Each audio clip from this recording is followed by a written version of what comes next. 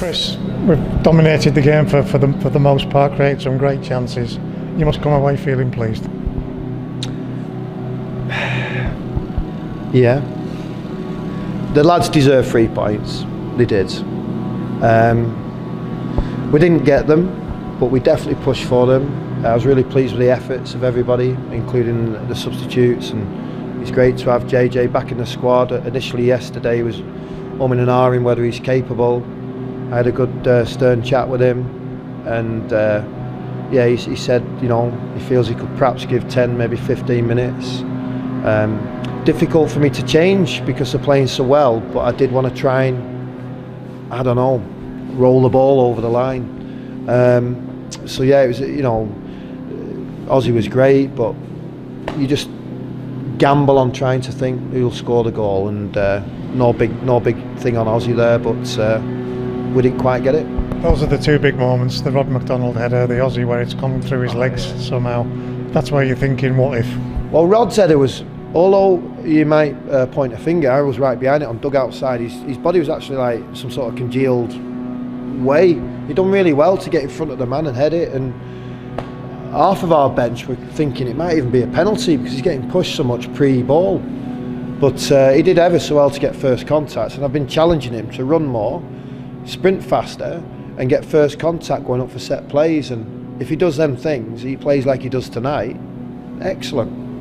Some of the chances up alongside that, there may be half chances, but the likes of Amari giving everything, Joe Riley, Callum Guy, it was one of those nights where it knitted together despite that final result. Yeah, Amari first half, Danny had the space in front of you guys at far end, but he was coming feet. I told him at half time just to spin a little bit more, so the fullback doesn't always know you're coming feet. You know, go long, come feet, come inside like he can, and he did that. He did all 3 variations, so he ultimately had a fullback on his back foot, so then he could be ascendant like he was. He still could have got more, but I'm pleased with his attacking threat, Ozzy's attacking threat, Luis Alexandra's intelligence, and he's vital in helping us stop the opponent play. He really did that really well tonight, because Newport are renowned really for being one of the most possession-based teams, but without really looking, I would imagine we had plenty of that ball, or prominent possession anyway, because it often gets lost in a stat that recognises you've had less, but what have you done? You've done a lot more with it. So yeah, I was really pleased with the game, but disappointed we didn't get 3, but I'm so looking forward to the 6 games left. Toe to toe with one of those teams that's in there with us, and that says something about the group of lads and where they are right now. Yeah, and I think if you probably speak to their manager, he'll probably feel a lot better than I do, because he's been on the back end and managed to keep a gap. But you know what, I was pleased with the ref tonight. He was very good in terms of not always going and giving the screaming shout type diving things that are going on. It's disappointing to hear, because in my day I played with a broken foot for 3 weeks. It was 3 weeks till the physio actually said let's go for an x-ray, and when he x-rayed it, he said there's good news and bad news. He said the good news is well, he said the bad news is it's broke. He said the good news is, looking at the x-ray, it was 3.5 weeks ago, so you only got another 2 weeks for rehab. I played the previous 3 games. I just don't know what goes on now, but the ref tried to not get sucked in. I think if he books early doors it stops it, but he didn't. But he did very well. I'm just pleased with how we've performed.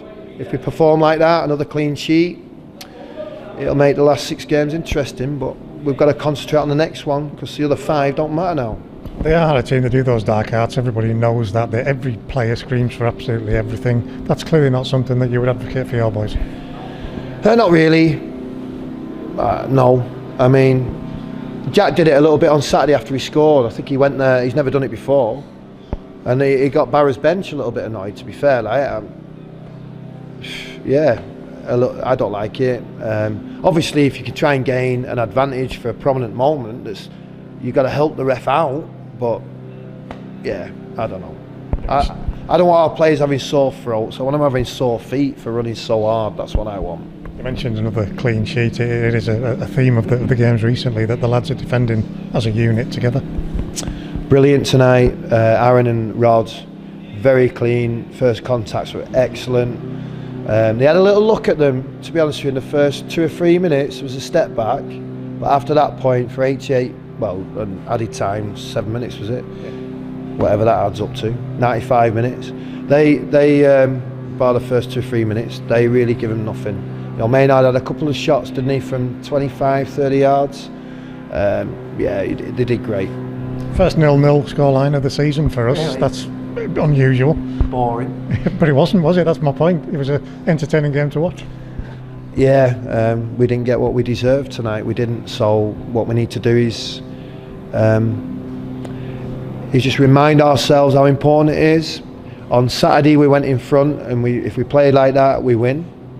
Tonight we don't go in front, but play real strong. You can always concede a goal because they're very good at corners, wide free kicks and throw-ins, really good. And when they bring Big Kev on, they've got a lot of players over 6 foot. It's important I kept 11 players on, especially with them dark arts you mentioned, because it only takes a little wrongdoing in John Mellish on a yellow or he's off, and then we're struggling then with our man down. I'd have to bring perhaps Louis off to put on a defender or a player over 6 foot to deal with them set plays. It's vital because the 30 to 40% of goals scored or conceded in League Two. I know it's about the players who were on the pitch, but a notable change at the start tonight was Danny in for George. What was the thinking behind that? Well, George has been brilliant. You know, we recruited a really good player, got him on a 2-year contract. He's been excellent first half of the season. He was storming, wasn't he?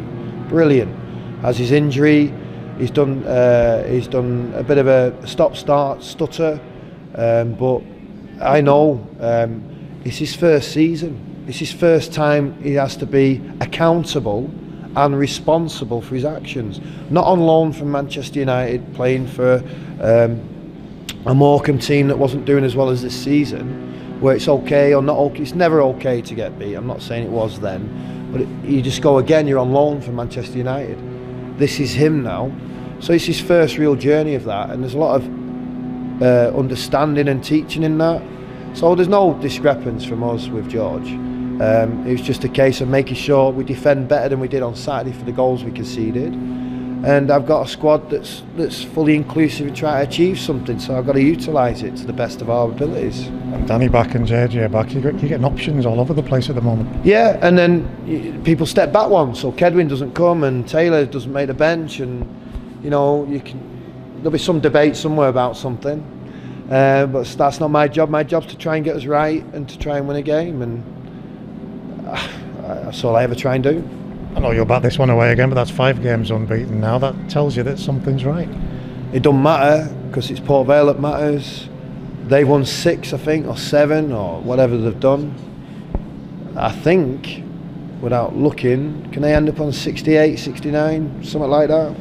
They might feel they've got a chance if it's all concertinaed, but they have to win every game. You know, I'd like it if we can win every game, but we just have to concentrate on Port Vale, simple as that. That's one from me, Chris, but with 6 left to go, it is mouth-watering, isn't it? It's still there. There is something that you're trying to achieve. You've said it already. If we don't, at least we've given it a good go. I don't know, yeah. I'm sure everybody was raving about us getting knocked out against Hayes and Yeading. I'm sure everybody said we're finished because coronavirus has been in the building. I'm sure it's everybody else's fault, but it's not. The lads have to just ignore the background noise and concentrate on opportunity. There's one there. We've worked so hard to get there, with more discrepancy than any other club to get to this position. So let's try and now embrace it, honour it, but it's a football match. It's Port Vale on Saturday. It's winnable, it's losable, but we've got to make sure we're ready for it, and respect them, of course we will.